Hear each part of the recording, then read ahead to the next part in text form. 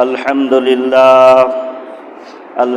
لله نحمده ونستعينه ونستغفره ونعوذ بالله من شرور أنفسنا ومن سيئات أعمالنا من يهده الله فلا مضل له ومن يضلل فلا هادي له ونشهد أن لا إله إلا الله وحده لا شريك له ونشهد أن محمدًا عبده ورسوله الذي أرسله بالحق بشيرًا ونذيرًا وداعيًا إلى الله بإذنه وسراجًا منيرًا فقد قال الله تعالى في كلامه المجيد وفرقانه الحميد أعوذ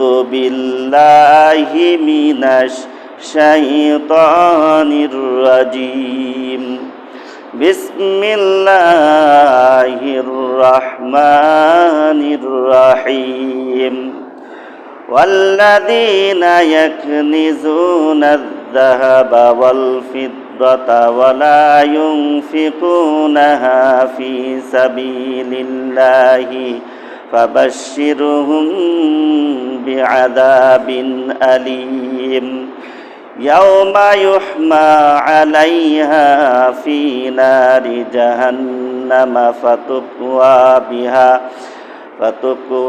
بها جباههم وجنوبهم وظهورهم هذا ما كنزتم لأنفسكم فذوقوا ما كنتم تكنزون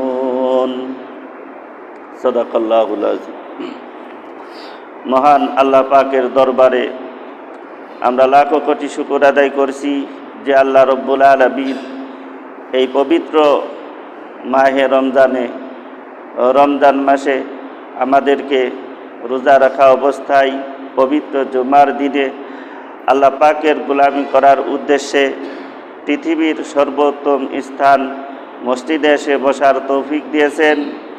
সেই সাথে কোরআন হাদিস থেকে কিছু কথা বলার শোনার তৌফিক যেই আল্লাহ রব্বুল আলামিন দিলেন, সেই মহান মুনিবের দরবারে আমরা সকলে হৃদয়ের সবটুকুন শ্রদ্ধা উজাড় করে দিয়ে একবার শুকর আদায় করে নিই আলহামদুলিল্লাহ। সম্মানিত মুসল্লিয়ানে কিরাম, আল্লাহ তাআলা মানুষকে সৃষ্টি করেছেন, তাদেরকে কিছু দায়িত্ব দিয়েছেন। এই দায়িত্বগুলির মধ্যে সর্বপ্রথম এবং সর্বপ্রধান দায়িত্ব হলো ঈমান আনার পর দায়িত্ব হলো আমল করা। মানুষের জীবনের সকল ক্ষেত্রে এবং সর্বপর্যায়ের জন্য আমল রয়েছে, এমনকি চিন্তা চেতনার ক্ষেত্রেও আমল রয়েছে। কি চিন্তা করা যাবে, কি চিন্তা করা যাবে না, কোন চিন্তা করার অনুমতি আছে আর কোন চিন্তা করার অনুমতি নেই, এ সম্পর্কেও বিধান রয়েছে। আমলের মধ্যে কিছু আমলের সম্পর্ক মানুষের দেহ এবং অঙ্গ প্রত্যঙ্গের সাথে, যেমন নামাজ রোজার বিধান, উঠা বসা, চলাফেরার নিয়ম নীতি, আদব কায়দা ইত্যাদি। মানুষের বলা শোনা দেখা সব কিছুর ক্ষেত্রে নিয়ম নীতি এবং বিধিবিধান রয়েছে। এগুলো দেহের অঙ্গ প্রত্যঙ্গের সাথে সংশ্লিষ্ট বিধিবিধান। আর কিছু আমলের সম্পর্ক রয়েছে মাল এবং ধন সম্পদের সাথে, যাকাত, কুরবানি, সদকায়ে ফিতির ইত্যাদির বিধান, এ পর্যায়ের বিধান। এভাবে মানুষের জীবনের সকল ক্ষেত্রে আল্লাহ পাক বিধিবিধান এবং নিয়ম নীতি রেখেছেন। মানুষের জীবনের কোনো ক্ষেত্র বিধিবিধানের বাইরে নয়। জীবনের সব কিছু আল্লাহর দেয়া বিধিবিধান দ্বারা নিয়ন্ত্রিত। মানুষের জীবন হবে নিয়ন্ত্রিত জীবন, লাগামহীন নয়। জীবনের কোনো কিছুকে লাগামহীনভাবে চালানোর সুযোগ নেই। লাগামহীনভাবে, এমনকি লাগামহীনভাবে কোনো কিছু চিন্তা করারও সুযোগ নেই। মাল বা ধন সম্পদের সাথে আল্লাহ পাক যেসব বিধিবিধান রেখেছেন তার মধ্যে সবচেয়ে গুরুত্বপূর্ণ হলো যাকাত। দেহের সাথে সম্পর্কিত যত ইবাদত রয়েছে তার মধ্যে সবচেয়ে গুরুত্বপূর্ণ হলো নামাজ, আর মালের সাথে সম্পর্কিত যত ইবাদত রয়েছে তার মধ্যে সবচেয়ে গুরুত্বপূর্ণ হলো যাকাত। এই নামাজ এবং যাকাত এতই গুরুত্বপূর্ণ যে এই দুটোকে মুসলমান হওয়ার আলামত হিসেবে গণ্য করা হয়েছে। রাসূল করিম সাল্লাল্লাহু আলাইহি ওয়াসাল্লামের যুগে সাহাবায়ে কিরামকে জিহাদের উদ্দেশ্যে বিভিন্ন জায়গায় পাঠানো হতো। তাদেরকে বলে দেওয়া হতো, তোমরা যুদ্ধ করতে থাকবে যতক্ষণ পর্যন্ত তারা ঈমান না আনে, নামাজ না পড়ে, যাকাত না দেয়। এর দ্বারা বোঝানো হতো কাফেরদের বিরুদ্ধে জিহাদ চলতে থাকবে যতক্ষণ পর্যন্ত তারা ঈমান না আনবে, নামাজ না পড়বে, যাকাত না দিবে। অর্থাৎ এই তিনটি কাজ যতক্ষণ না করবে ততক্ষণ তাদেরকে মুসলমান বলে গণ্য করা হবে না। কেউ যদি শুধু মুখে বলে আমি মুসলমান, কিন্তু নামাজের ধারের কাছেও সে নেই, যাকাতের ধারের কাছেও সে নেই, তাহলে তাকে খাঁটি মুসলমান হিসেবে বিবেচনা করা হবে না। দৈহিক যত ইবাদত আছে তার মধ্যে সবচেয়ে গুরুত্বপূর্ণ হলো নামাজ, আর সম্পদের সাথে সংশ্লিষ্ট যত বিধান বা ইবাদত রয়েছে তার মধ্যে সবচেয়ে গুরুত্বপূর্ণ হলো যাকাত। অতএব সবচেয়ে গুরুত্বপূর্ণ এই দুটো ইবাদত, নামাজ আর যাকাতের ধারের কাছে যদি কেউ না থাকে তাহলে তাকে কিভাবে মুসলমান হিসেবে বিবেচনা করা হবে? সার কথা হলো, যে ব্যক্তি নামাজ পড়ে না, যাকাত দিবে না, সে যেন মুসলমানই নয়। নামাজ এবং যাকাতের গুরুত্ব সবচেয়ে বেশি হওয়ার কারণে পবিত্র কোরআনে এই দুইটা ইবাদতের কথা সবচেয়ে বেশি সংখ্যকবার উল্লেখ করা হয়েছে। প্রায় 80 জায়গায় নামাজের কথা আর 32 জায়গায় যাকাতের কথা বলা হয়েছে। এই দুইটা আমল তরক করার শাস্তি অনেক কঠিন। হাদিসের মধ্যে এসেছে, আল্লাহর নবী বলেছেন, মান হাফাজা আলাইহা কানাত লাহু নূরান ওয়া বুরহানান ওয়া নাজাতান ইয়াউমাল কিয়ামাহ ওয়া মান লাম ইউহাফিজ আলাইহা লাম ইয়াকুল লাহু নূরুন ওয়ালা বুরহানুন ওয়ালা নাজাতুন ফাকানা ইয়াউমাল কিয়ামাতি মা'a কারুনা ওয়া ফিরআউনা ওয়া উবাই ইবনে খালব। আল্লাহর নবী বলেছেন, যেই ব্যক্তি 5 ওয়াক্ত নামাজের হেফাজত করবে, অর্থাৎ 5 ওয়াক্ত নামাজ সহি শুদ্ধভাবে আদায় করবে, এই নামাজ কিয়ামতের দিন তার জন্য নূর, দলিল এবং নাজাতের কারণ হয়ে দাঁড়াবে। ওয়ামান লাম ইউহাফিজ আলাইহা লাম ইয়াকুল লাহু নূরুন ওয়ালা বুরহানুন ওয়ালা নাজাতুন ফাকানা ইয়াউমাল কিয়ামাতি মা'a কারুনা ওয়া ফিরআউনা ওয়া উবাই ইবনে খালব। আর যেই ব্যক্তি এই নামাজের হেফাজত করবে না, অর্থাৎ 5 ওয়াক্ত নামাজ সহি শুদ্ধভাবে আদায় করবে না, কিয়ামতের দিন তার জন্য কোনো নূর থাকবে না, দলিল থাকবে না, আর নাজাতের কোনো উপায়ও থাকবে না। ফেরাউন, হামান, কারুন, উবাই ইবনে খালফের সাথে তার হাসর হবে। নাউজুবিল্লাহ। তাহলে নামাজ তরককারীদের শাস্তি কত কঠিন এই হাদিস দ্বারা সহজে বোঝা যায়। এ হলো নামাজ তরক করার শাস্তি। আল্লাহ পাক আমাদের সকলকে হেফাজত করুন, সকলে আমিন বলি। আর যাকাত না দেওয়ার সম্পর্কে আল্লাহ তাআলা এক আয়াতের মধ্যে বলেছেন, ওয়াল্লাযীনা ইয়াকনিজুনা আয-যাহাবা ওয়াল ফিদ্দাতা ওয়া লা ইউনফিকুনাহা ফী সাবিলিল্লাহি ফাবাশশিরহুম বিআযাবিন আলীম। যারা সোনা রূপা অথবা টাকা পয়সা সঞ্চয় করে রাখে, আল্লাহর রাস্তায় সেটা ব্যয় করে না, তাদেরকে যন্ত্রণাদায়ক শাস্তির সুসংবাদ জানিয়ে দাও। এখানে সুসংবাদ কথাটা ব্যঙ্গ করে বলা হয়েছে, আসলে তো দুঃসংবাদ।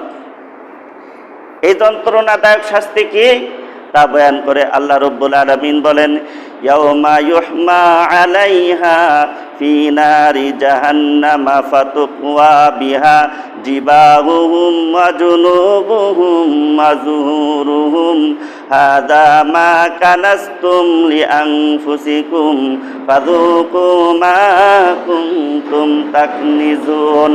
ওই সোনা এবং রূপাকে জাহান্নামের আগুনে দগ্ধ এবং তপ্ত করা হবে এবং তা দ্বারা তার কপালে, তার পাদরে, পিঠে অর্থাৎ শরীরের বিভিন্ন স্থানে সেকা দেওয়া হবে। আর বলা হবে, তোমরা নিজেদের জন্য যেটা সঞ্চয় করে রেখেছিলে এটা তো তাই, এখন তার স্বাদ চেখে দেখো কত মজা। এই স্বাদের জন্যই তো তোমরা এটা জমা করে রেখেছিলে। হাদিসে এসেছে, যারা যাকাত আদায় করে এই আয়াত তাদের ব্যাপারে প্রযোজ্য হবে না। যারা সম্পদের যাকাত দিবে তারা ওই শাস্তির আওতায় পড়বে না। এই শাস্তি হবে তাদের যারা সম্পদের যাকাত দিবে না। কাজেই আমি সম্পদ উপার্জন করে যদি যাকাত না দিই, শুধু জমাই রেখে গেলাম, তাহলে কিসের জন্য রেখে গেলাম? শাস্তি ভোগ করার জন্য রেখে গেলাম, ঠিক কিনা? সম্মানিত মুসল্লিন কিরাম, যাকাত আদায় না করার শাস্তি আরো অনেক রকম রয়েছে। যেমন এক হাদিসে বলা হয়েছে, ইয়াতিল কানজু শুজাআন আকরা ফায়ালকা সাহিবাহু ইয়াউমাল কিয়ামাতি ফায়াফিরু মিনহু আনা কানজুকা ফায়ালকিমুহু। যেই ব্যক্তি মালের যাকাত দিবে না, কিয়ামতের দিন তার মাল বিষাক্ত সাপের রূপ নিয়ে তার গলায় পেঁচিয়ে থাকবে আর তার দুগালে দংশন করতে থাকবে আর বলতে থাকবে, আমি তোমার মাল, আমি তোমার সঞ্চয় করে রাখা সম্পদ। সম্মানিত মুসল্লিন কিরাম, আমরা সম্পদ রেখে যাই সন্তানের জন্য, কিন্তু আমরা যা রেখে গেলাম এটা সন্তানের কাজে আসবে কিনা তা তো আল্লাহ পাকই ভালো জানেন, আমরা জানি না। কিন্তু আমরা যেটা জানি সেটা হলো, আমরা যদি যাকাত না দিই, সম্পদের হক আদায় না করি, তাহলে আমাদের শাস্তি হবে। সন্তানের জন্য সম্পদ রেখে গেলাম, এটা সন্তানের উপকারে আসবে কিনা তা তো নিশ্চিত নয়। কিন্তু আমরা যদি সম্পদের হক আদায় না করি, তাহলে আমাদের শাস্তি হবে, এটা নিশ্চিত। সম্মানিত মুসল্লিন কিরাম, যদি আল্লাহর হুকুম পালন করার পর যা থাকলো তা রেখে গেলাম, তাহলে আশা করা যায় আল্লাহর রহমতে আমাদের সেই রেখে দেওয়া সম্পদ সন্তানের উপকারে আসবে। তাই যাকাত না দিয়ে সন্তানের জন্য রেখে দেওয়ার চিন্তা করলে এটা হবে নিজের সাথে প্রতারণা করা। যাকাত আদায় না করা, নিজের প্রতি অবিচার করা। দুনিয়াতে কষ্ট করলাম, কষ্ট করে সম্পদ উপার্জন করলাম, আবার এই সম্পদের জন্য পরকালেও যদি আমাকে কষ্ট ভোগ করতে হয়, তাহলে আমার সে বোকা আর কে আছে? আমি শুধু কষ্টই করলাম আর ভোগ করতে পারলাম না, ঠিক কিনা?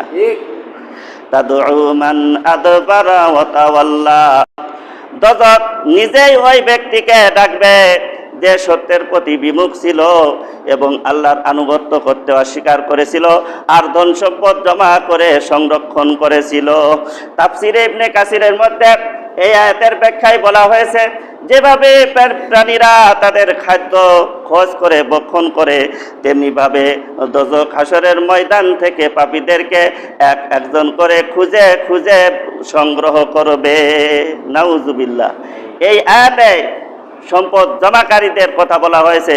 হযরতে কাতাদা রাদিয়াল্লাহু তাআলা আনহু এই আয়াতের ব্যাখ্যায় বলেছেন, যারা ধন সম্পদ উপার্জন করার ক্ষেত্রে হালাল হারামের বাজ বিচার করে না, আল্লাহর হুকুম অনুযায়ী সম্পদ ব্যয় করে না, তাদের কথাই এই আয়াতে বলা হয়েছে। হযরত আব্দুল্লাহ ইবনে হাকিম রাহমাতুল্লাহ আলাইহি উক্ত আয়াতের কথা স্মরণ করে তিনি টাকার ব্যাগ কখনো বন্ধ করতেন না। হযরতে হাসান বসরি রাহমাতুল্লাহ আলাইহি বলতেন, হে আদম সন্তান, তুমি আল্লাহর শাস্তির কথা স্মরণ করো, অথচ ধন সম্পদ জমা করে রাখো। আল্লাহর শাস্তির কথা শোনো আর তুমি ধন সম্পদ জমা করে রাখো। সম্মানিত মুসল্লিন কিরাম, আল্লাহর নবী বলেছেন, রোজ কিয়ামতে মানুষকে ছাগলের ন্যায় লাঞ্ছিত অবস্থায় আল্লাহর সম্মুখে দাঁড় করানো হবে। অতঃপর আল্লাহ তাআলা তাদেরকে বলবেন, আমি কি তোমাদেরকে ধন সম্পদ দান করি নাই? আমি কি তোমাদেরকে গবাদি পশু চাকর নকর দান করি নাই? আমি কি তোমাদের প্রতি অনুগ্রহ করি নাই? এখন তোমরা বলো, এর বিনিময়ে তোমরা কি শুকর আদায় করেছো? তখন ওই ব্যক্তি বলবে, রব্বুল আলামিন, আমি দুনিয়াতে ধন সম্পদ রেখে এসেছি, সেগুলো অনেক বৃদ্ধি পেয়েছে। প্রথমে যা কিছু ছিল তার থেকে অনেক কিছু এখন বৃদ্ধি পেয়েছে। আল্লাহ, আপনি আমাকে একবার সুযোগ দিন, আমি সব কিছু নিয়ে আসি। মোট কথা, সে দুনিয়াতে থাকতে ব্যয় করে নাই, আল্লাহ তাআলা তাকে জাহান্নামে নিক্ষেপ করবেন, নাউযুবিল্লাহ। সম্মানিত মুসল্লিনে কিরাম, সম্পদের 40 ভাগের 1 ভাগ যাকাত হিসেবে দিতে বলা হয়েছে। শতকরা 2.5 টাকা যাকাত হিসেবে দেওয়া ফরজ। আল্লাহ তো এমনও বলতে পারতেন, তোমরা যা উপার্জন করবে সব আল্লাহর রাস্তায় ব্যয় করতে হবে, কিন্তু আল্লাহ সেটা বলেন নাই। সেরকম বললে মানুষের জন্য তা খুব কঠিন হয়ে যেত, যেহেতু দুনিয়ার প্রতি মানুষের কিছু আকর্ষণ রয়েছে। টাকা পয়সা, অর্থ সম্পদ, বাড়ি গাড়ি ইত্যাদির প্রতি মানুষের মহাব্বত, এটা স্বাভাবিক বিষয়। এখন যদি আল্লাহ দিনের পথেই সব কিছু ব্যয় করে দিতে বলতেন, তাহলে আমাদের মনের উপরে খুব চাপ যেত। মাত্র 40 ভাগের 1 ভাগ যাকাত হিসেবে ফরজ করা হয়েছে, তাতেই কত কষ্ট বোধ হয়। শতকরা 2.5 টাকা দিতেই মনে হয় আমার কত টাকা চলে গেল, ঠিক কিনা?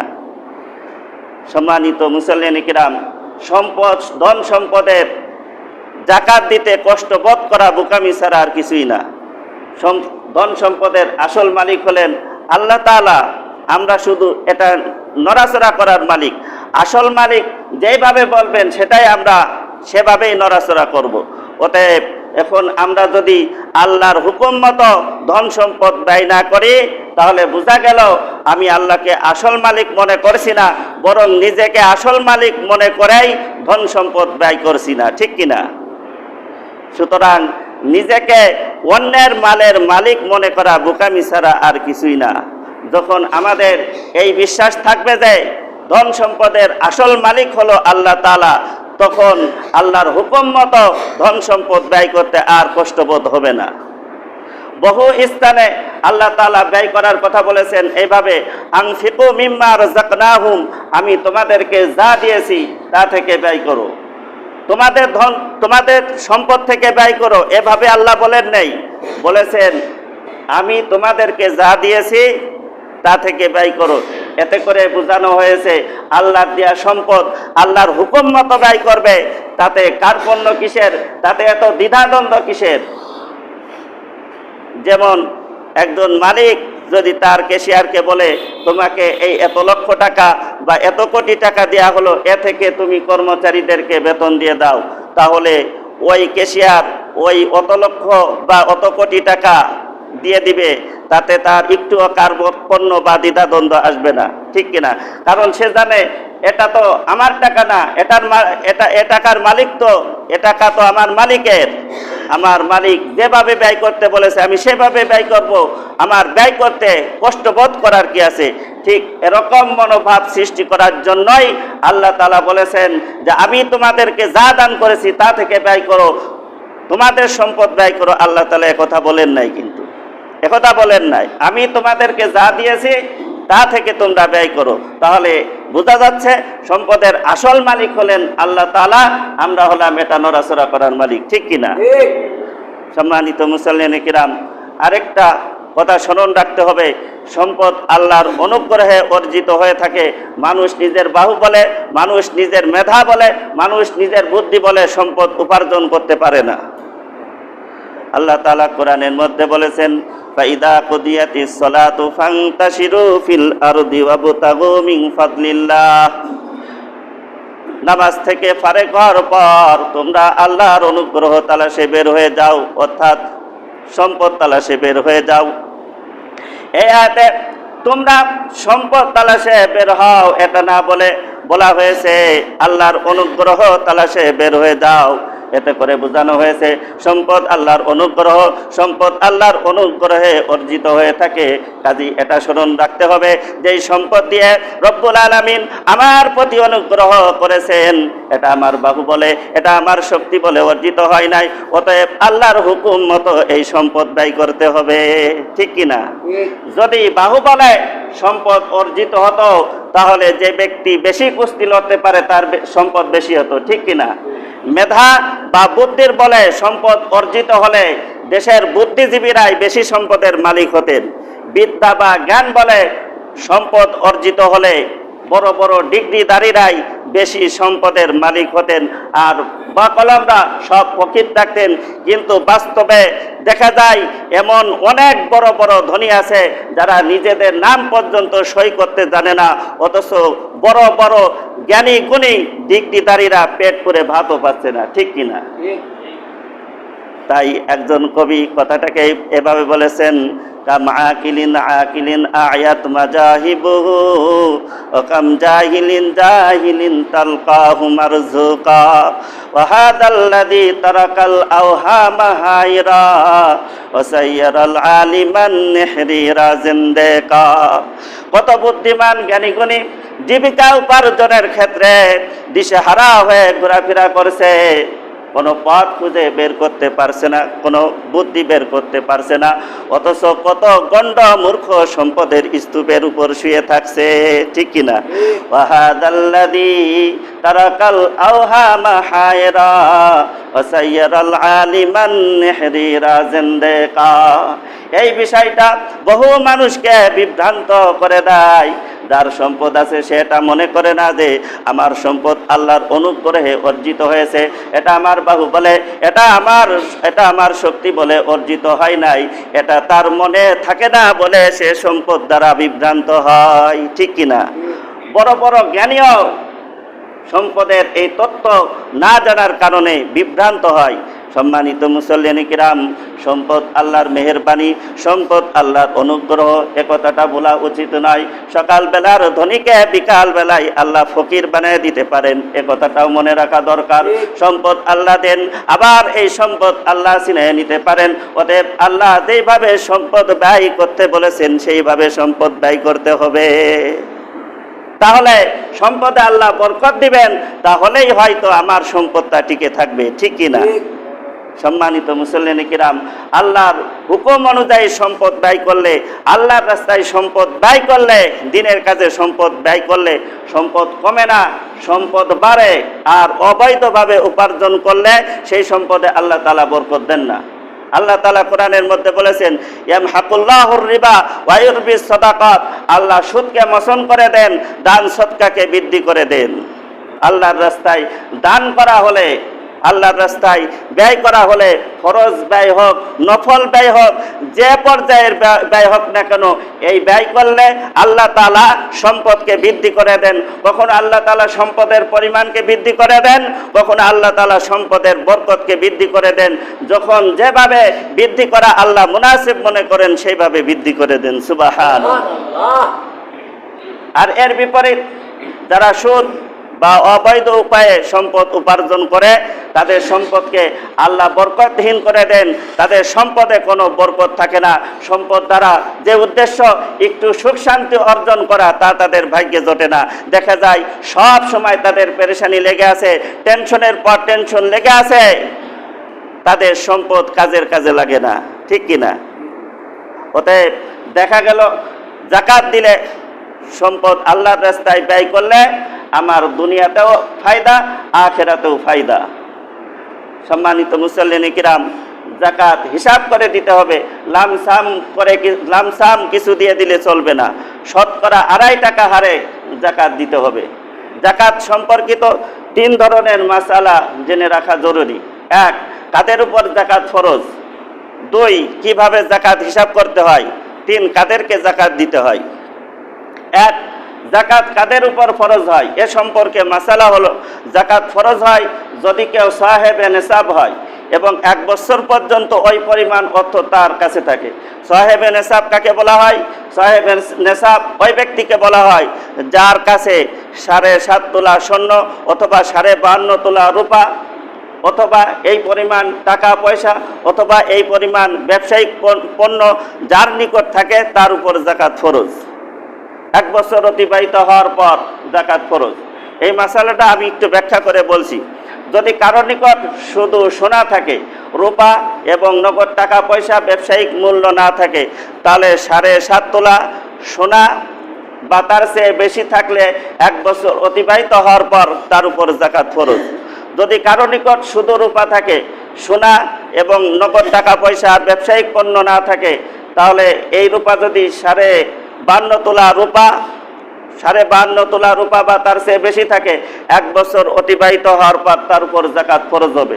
যদি কারো নিকট কিছু সোনা, কিছু রূপা, কিছু নগদ টাকা, কিছু ব্যবসায়িক পণ্য থাকে, তাহলে এই ক্ষেত্রে শুধু সোনার 7.5 তোলা এবং রূপার 52.5 তোলা ধরা হবে না, বরং সব কয়টা মিলিয়ে যদি সোনা অথবা রূপার যে কোনো একটার সমপরিমাণ হয়ে যায়, সোনার 7.5 তোলা অথবা রূপার 52.5 তোলা সমপরিমাণ হয়ে যায়, 1 বছর অতিবাহিত হওয়ার পর তার উপর যাকাত ফরজ হবে।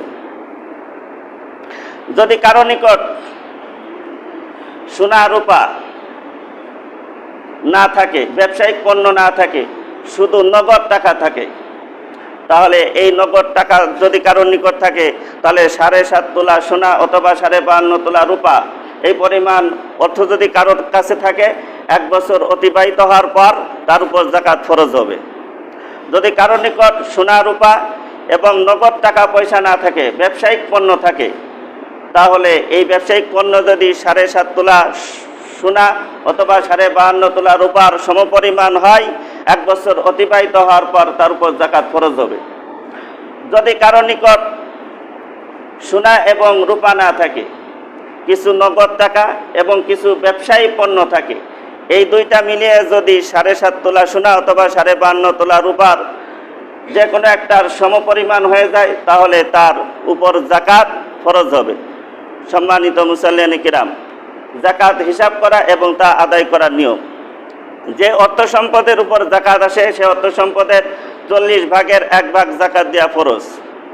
মূলের আকারে নগদ টাকা দ্বারা বা ওই টাকা দ্বারা আসবাবপত্র ক্রয় করে তা দ্বারা যাকাত দেওয়া যায়। যাকাতের ক্ষেত্রে চন্দ্র মাস হিসেবে বছর ধরা হবে। যখন কেউ সাহেব নিসাব হবে, তখন থেকেই তার বছরের শুরু ধরতে হবে। যাকাত হিসাব করার সময়, অর্থাৎ যাকাত ফরজ হওয়ার সময়, সোনা রূপা ব্যবসায়িক পণ্যের মূল্য ফরজ হওয়ার সময়কার বাজার দর ধরতে হবে। এবার আসুন, কাদেরকে যাকাত দেওয়া যায়, কাদেরকে যাকাত দেওয়া যায় না।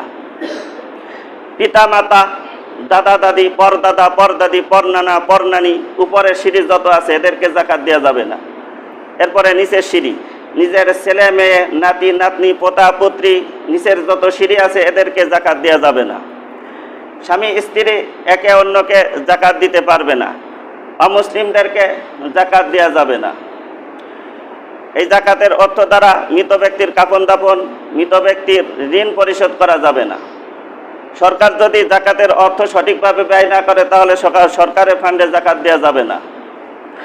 এই যাকাতের অর্থ দ্বারা মসজিদ মাদ্রাসার স্টাফদেরকে বেতন দেওয়া যাবে না। এ হলো যাদেরকে যাকাত দেওয়া যাবে না, তাদের কথা বললাম। এখন যাদেরকে যাকাত দেওয়া যায় তাদের সম্পর্কে বলছি। ফকির, যারা অসহায়, নিজের সন্তানাদির ভরণ-পোষণের ব্যবস্থা করতে পারে না, এই লোকদেরকে যাকাত দেওয়া যাবে। মিসকিন, রিক্ত হস্ত, আয় উপার্জন করার কোনো ক্ষমতা নেই, এদেরকে দেওয়া যাবে। যাদের উপর ঋণের বোঝা চেপে বসেছে তাদেরকে যাকাত দেওয়া যাবে। ভাই বোন, ভাতিজা ভাতিজি, ভগ্নিপতি, ভাগিনা ভাগিনী, চাচা চাচি, খালা খালু, ফুপা ফুপি, শাশুড়ি শ্বশুর, সৎ মা সৎ বাপ ইত্যাদি, এদেরকে যাকাত দেওয়া যাবে। আপনজন, নিকট আত্মীয়দেরকে যাকাত দেওয়া উত্তম। তবে সবচেয়ে বেশি উত্তম হলো দ্বীনি শিক্ষা প্রতিষ্ঠানের এতিম মিসকিন যারা আছে, তলেবি এলেম যারা আছে তাদেরকে দেওয়া। আপনজন আত্মীয় স্বজনকে যাকাতের অর্থ দেওয়ার সময় একথা বলা যাবে না যে এটা যাকাতের টাকা, তাহলে সে মনে কষ্ট পেতে পারে। গোপনে দিতে হবে। সম্মানিত মুসল্লিন কিরাম, এছাড়াও আরও অনেক মাসালা আছে, আপনারা স্থানীয় হক্কানি উলামা ইকরাম যারা আছে তাদের কাছ থেকে যাদের উপর যাকাত ফরজ মাসালা জেনে নেবেন।